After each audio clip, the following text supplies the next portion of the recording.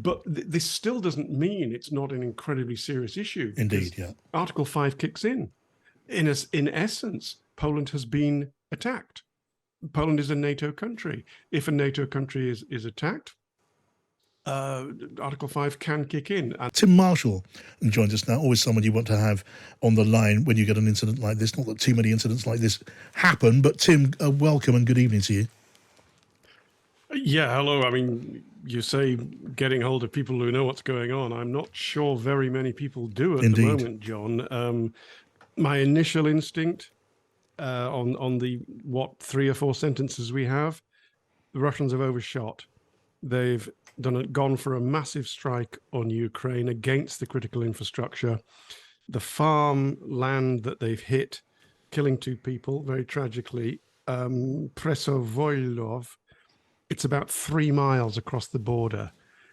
You cannot rule out them trying to escalate it, but my instinct is they've overshot.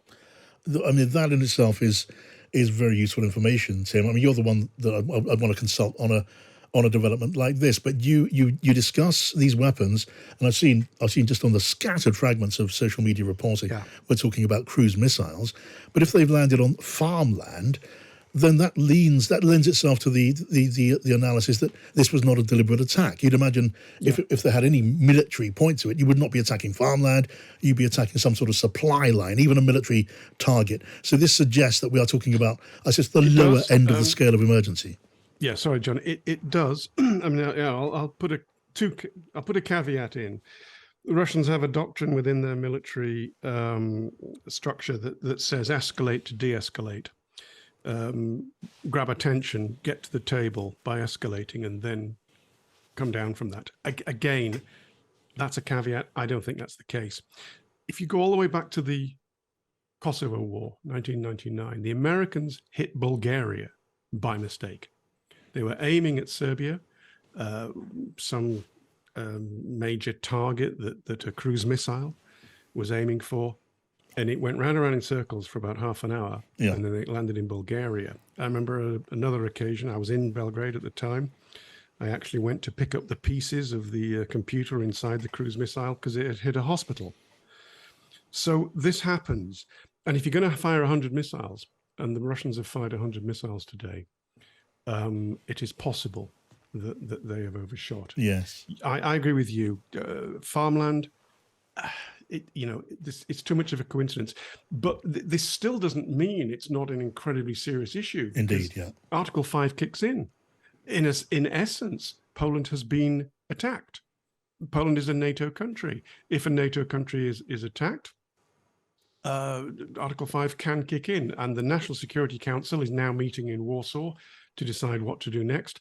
My instinct is what to do next is get on the phone to Moscow, London, Paris, Berlin, and Washington, and get this sorted. Yeah, I mean, you guess that will have been happening for some minutes now. I say minutes because on an occasion like this, minutes pass slowly, but there would have been a very, very quick response and in multiple channels at once.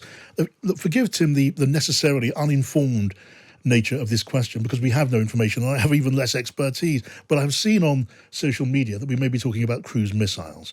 Now, given what we know or what you know specifically about cruise missiles, how prone is such a weapon to misfiring, hitting the wrong target? What is the guidance system like? What sort of shape is it in to permit that kind of mistake?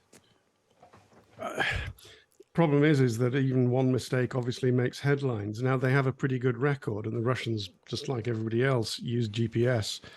Some of them are guided by satellites, but there's an onboard computer. Computers go wrong. Computers malfunction, and also, I'm very confident that the Ukrainians and possibly other people above the airspace will be doing jamming operations, will be deflecting, will be trying to shoot down cruise missiles. It's difficult, but it's possible. And they have the growlers, which used to be known as prowlers, and they jam guidance systems and radars and many other things, and this could knock them off course. I'm not saying that's what's happened. I'm saying that cruise missiles when it comes to munitions, are pretty accurate, but can fail, do fail, Yes. and have computers on them. And Tim, I want to bring Paul and Kate into this, but just before I do, very briefly, what can you tell us? Paul and I and Kate were discussing the channels of communication that we know exist between the intelligence communities on both sides, the military hierarchy on both sides, and of course there are political channels. But what can you say to sort of flesh out our understanding? Of the lines of communication, Indeed. Moscow and Washington still have what used to be, called the hotline. They still have a, in picturesque terms, a red telephone on a desk, and you pick it up, and somebody at the other end answers. I suspect it's being used. Warsaw and Moscow have decent relations. Well, sorry, that's not true. They have decent lines of communication, if not good relations. But also, they will probably have, they'll have on speed dial the ambassador's number in Warsaw, and they will be straight on to embassies, which will be straight on to Moscow to say, what was that? Because the Russians need to come out pretty quickly now with Yes. their lines of communication. Yes. And Putin's there. Of course, Lavrov's still in Bali, I think, but Putin's there. The MOD is there. And I was speaking to a fairly senior Air Force source a couple of weeks ago who told me that he has access to a direct line of communication to Moscow, to his opposite number. These channels do exist. As I said, the Russians have got to get on pretty quick and say, we were not targeting Poland. This was an error. Yes. Because if they don't, then the questions begin to ask, what is the response to this? Okay, Kate and Paul. I wonder now what the response is of NATO. So we're looking, aren't we, at the border with Ukraine there, and I wonder, we were talking about anti-air missile systems. I wonder what's in place there. Are we now going to be looking at beefing them up? Are we going to be moving more NATO troops to Poland? You would imagine that we will have quite a big response that falls short of engaging in a hot war with Russia, which no one in NATO, I imagine, wants to go anywhere near. I wonder if you have any thoughts on that. Well, you have to calibrate a response. I'll give you an example. Taiwan. In 1996, there was the Taiwan Strait crisis, and the Chinese responded by doing military exercises. When you look at the scale and where they were in 96, and you superimpose what they did this year after Nancy Pelosi visited, they had to calibrate a response that was more than that, but obviously short of war. And they did. It was quite a dramatic escalation. I don't think NATO will instinctively move in that direction. If the Russians can come out and say, this was a mistake that we hit Poland, a NATO country, we were not aiming at Poland, possibly even apologize, although I think the Kremlin finds that pretty difficult. I think that NATO moving troops, that is a calibrated response, but that significantly raises tensions. There's already been a number of troop movements over the past 6 months, more posturing and maneuvering, not actually sort of pointed at Russia. I really think at the moment we are in, and it's funny, here we are talking on Her Majesty's Times Radio, His Majesty's Times Radio, about this, almost as much in the dark as the authorities are in, because it's only a matter of 10, 20 minutes. Yes. And they are all sorting it out. Okay, so to try to sum it up, John, my instinct is it was a mistake because they fired so many missiles. Mistakes happen. There's an awful lot of radio and jamming things going on, that they've hit farmland, that this can de-escalate over a matter of hours once everybody gets their lines of communication open.